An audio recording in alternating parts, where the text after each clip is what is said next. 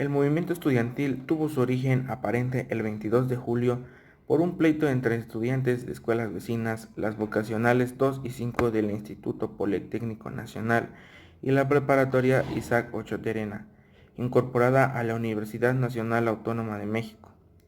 El escenario, la plaza de la Ciudadela. Pandillas de la zona armaban escaramuzas desde hacía tiempo, sin que la policía actuara para detenerlas. En esta ocasión, la autoridad llamó a los granaderos para que no se limitaran a detener el enfrentamiento, sino que agredieron a los estudiantes con saña, invadiendo incluso los edificios escolares. Buenas tardes. Hoy les vengo representando un reportaje sobre el movimiento del 68. Mi nombre es Carlos y acompáñenme a este reportaje. Para protestar por la violencia policíaca, los estudiantes del Politécnico hicieron una manifestación el 26 de julio, misma fecha en la que los otros estudiantes, mayormente de la UNAM y organizaciones de izquierda, realizaban una marcha de apoyo a la Revolución cubana. La primera debía terminar en el casco de Santo Tomás, pero al calor de la protesta se desvió hacia el Zócalo en la calle de Palma. La esperaban los granaderos, que la reprimieron violentamente. Pero a todo esto se preguntarán, ¿qué querían los estudiantes? El movimiento se extendió rápidamente, pero también se organizó rápidamente. El 30 de julio, representantes del Politécnico se reunieron en un comité coordinador. De ahí nació el Consejo Nacional de Huelga, formado con delegados electos en cada una de las asambleas de las escuelas en huelga. Esto le dio una representatividad indiscutible y al mismo tiempo hizo de las asambleas las plataformas para la organización y el debate. El CNH llegó a reunir a representantes de 77 escuelas, incluyendo universidades de otros estados. El 4 de agosto, en su primer pronunciamiento público, formuló los 6 puntos del pliego petitorio y convocó una manifestación para el 5 de agosto en Zacatenco, el casco de Santo Tomás.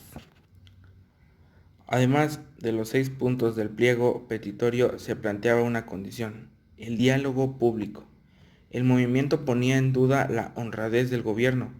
Por eso no fue tomada en serio la melodramática frase de Díaz Ordaz, actualmente ahí en esos tiempos el presidente, cuando ofreció su mano tendida y dijo: una mano está tendida, la de un hombre que a través de la pequeña historia de su vida ha demostrado que sabe ser leal. Los mexicanos dirán sí a esa mano, se queda tendida en el aire, o bien esa mano, de acuerdo con la tradición del mexicano, con la verdadera tradición del verdadero genuino, del auténtico mexicano, se ve acompañada por millones de manos que, entre todos, quieran restablecer la paz y la tranquilidad de las conciencias. El movimiento respondió con certeza punzante: a la mano tendida, la prueba de la parafina. Las grandes marchas. El punto más alto del movimiento está marcado por dos manifestaciones, la del 27 de agosto y la del 13 de septiembre. La primera, la más grande, festiva y ruidosa, la V, así la llamaban, de la victoria señalada con dos dedos de la mano, se había convertido en símbolo y los 6 puntos eran citados en los lugares más insospechados. El zócalo se llenó, dejaron una guardia permanente en esa plaza a esperar ahí el informe presidencial y obligar al diálogo público. La plancha de concreto se convirtió en la continuación del campus. El movimiento solo fue contenido hasta la tarde del 2 de octubre. Ese día se había convocado una nueva marcha de protesta que partiría de la Plaza de las Tres Culturas en Tlatelolco. Señor presidente, la marcha se ha hecho más grande, hay más escuelas reunidas y son miles y miles de estudiantes. ¿Y tú quién eres? No te había visto. ¿A qué hora entraste? Señor, soy su general y esto es un tema muy importante y delicado. Los estudiantes ya tomaron todo el zócalo y estaban protestando y nos han cansado. ¿Qué debemos hacer? Dime, si tú estuvieras en mis zapatos, ¿qué harías? Yo sé que ya son Miles de estudiantes, no me lo tienes que repetir. Pero, ¿tú qué harías? Dímelo, resuélvelo. Ok, si el presidente no quiere hacerse responsable, yo tomaré acciones. ¿Alguien sabe cuántos estudiantes hay aproximadamente? O sea, yo sé que son muchos, pero ¿alguien sabe? ¿Alguien que me diga? 150,000.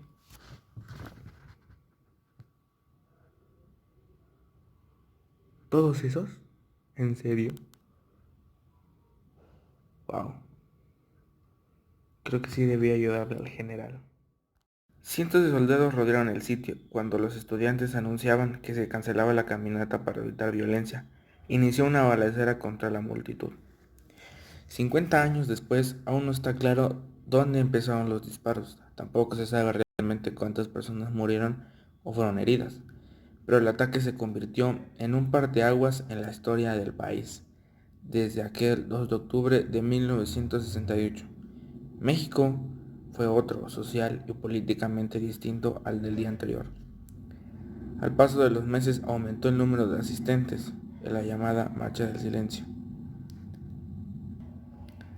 A todo esto procedieron lo que fueron los Juegos Olímpicos. Más allá de la creciente inconformidad, ¿por qué ocurrió la masacre en Tlatelolco? Muchos se preguntan eso.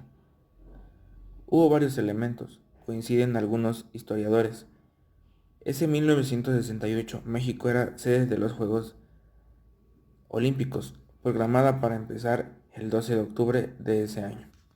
Semanas antes del evento llegaron periodistas enviados por muchos medios internacionales.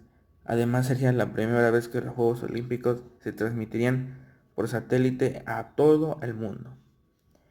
Para ese momento las protestas estudiantiles eran más intensas. Muchos periodistas empezaron a cubrir las movilizaciones. No era la imagen de país que pretendía enviar el gobierno de Díaz Ordaz. Además, el presidente estaba convencido que los estudiantes formaban parte de una especie de conjura comunista en contra de los juegos.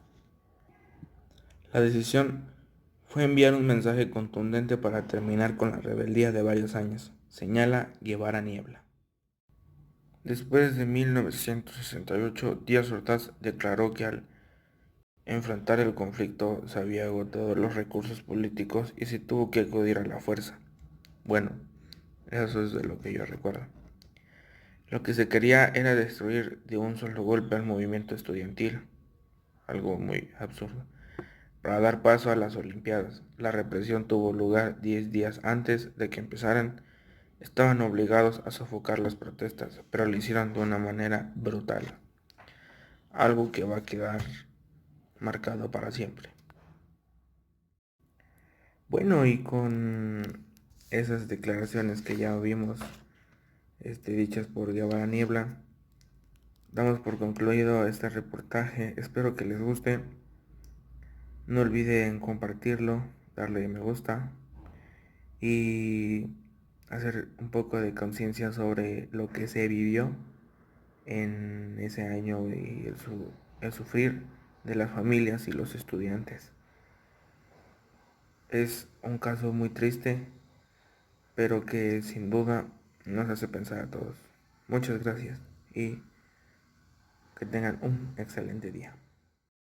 Bueno, y ya como opinión más personal, yo de mi parte, de Pedro, opino que este tema es triste, pero a la vez es conmovedor porque nos damos cuenta de que bueno, hoy en día nos hacen falta agallas, nos hacen falta ese valor de no dejarnos, de salir a protestar, de salir a luchar por nuestros derechos, por lo que de verdad valemos. Y sabemos que hacen falta oportunidades para los estudiantes. Yo quiero alentar a los que me estén viendo, los que me estén escuchando, a que sigan adelante, que no se rindan, que luchen por sus sueños, que luchen por aquello que tanto anhelan, que saben que cuando lo obtengan van a ser muy felices y van a disfrutar de eso. Dejemos a un lado lo económico que les va a dejar y pongamos como principal núcleo que se van a sentir unas personas realizadas y felices. Y eso es algo que nadie se los puede quitar. Entonces yo quiero que sepan que apoyo a todos y este caso del 68 es un claro ejemplo de que nuestros antepasados nos dejaron un legado donde tenemos que luchar y tenemos que seguir sin importar nada. Muchas gracias.